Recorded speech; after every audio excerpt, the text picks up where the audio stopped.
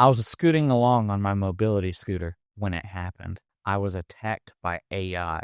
As I was squealing like a little scared piggy, moments before AI was about to whip me with their dick, I was saved by the League of Anti-AI. LightBar is a crowdsourced bounty service in which recruits many people on the internet to essentially help them find material to DMCA, essentially. They also claim that they will have a team of moderators to verify whether or not an IP has been infringed. Now, I, for the most part, am no fan of AI. I think there are good uses and clearly bad uses for it. A lot of the generative stuff, in my opinion, is bad, as it often utilizes the stolen material of people to create something that in turn would potentially lead to less of a demand from said creators. But you can't escape AI now. If you even just use the internet, it's quite legitimately impossible. All of our phones have it incorporated automatically now as well. Even a simple Google search will force the usage of AI. So I do think there's a certain level of us having to come to terms that AI is here. It's indeed just reality, and it's here to stay. I like the concept of LightBar in theory, but I do have my concerns. For one, it will be a direct attack on quite possibly one of the most annoying type of people online, which is AI bros. They're all essentially like this. Okay, now do Rick and Morty in SpongeBob. Morty, we're in SpongeBob. How do Super Mario in real life? Mamma mia, I'm real. Oh, I'm such a good artist. Hey, babe, aren't I a good artist? Yes, babe, your art is awesome. Thanks, babe. Hey, I'm kind of hungry. What should I do? Well, you should probably eat some food.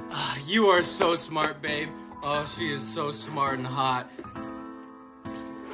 You, Rick and Morty, eating poop. Geez, Rick, we're eating poop. Shut up, Morty. I'm trying to eat this poop. It's so... Another thing I like is not having the material weaponized and abused for the sake of pushing these narratives by certain people. Also, I do think the financial incentives to do this, not a lot, but depending on how fast the reporting process is, it might add up. It's $2 a bounty. Things I don't like are potential or false positives. I like parody animations and whatnot. Or maybe people just engaging in absurdist humor, merely pointing out the absurdity of AI for comedic purposes. Like the example of Will Smith eating spaghetti, or an animator like Rigmarole, who sometimes posts cursed stuff. Oh my god. Gabagool, how you doing? What the hell is that? Gabagool, how you doing? Gabagool, how you doing? Jeez. Gabagool, how you doing? How you doing? Actually, maybe that was better off not existing. Another unfortunate thing is it's most likely not going to be a copyright shield for all. It's most definitely going to be used, at least in the starting phase, to protect people like Disney or other like major people that can afford to put money into bounties and whatnot, or to sign a contract with LightBar. Also, as it is a paid incentive, while being paid is good, it also might lead to a lot of people trying to work the system, which might lead to a mixed bag of results and maybe even overworking for said moderation team to the point they might even do ass-backward stuff, as people tend to do to save money and to save resources. Like they're probably unironically going to lead to utilizing AI if it becomes so bad. Yeah, I think the idea is good in concept, but it's truly unfortunate. It's likely to not protect normal people or be a tool to combat misinformation as well. What do you think? Is this a step in the right direction? Maybe there's a point I didn't make.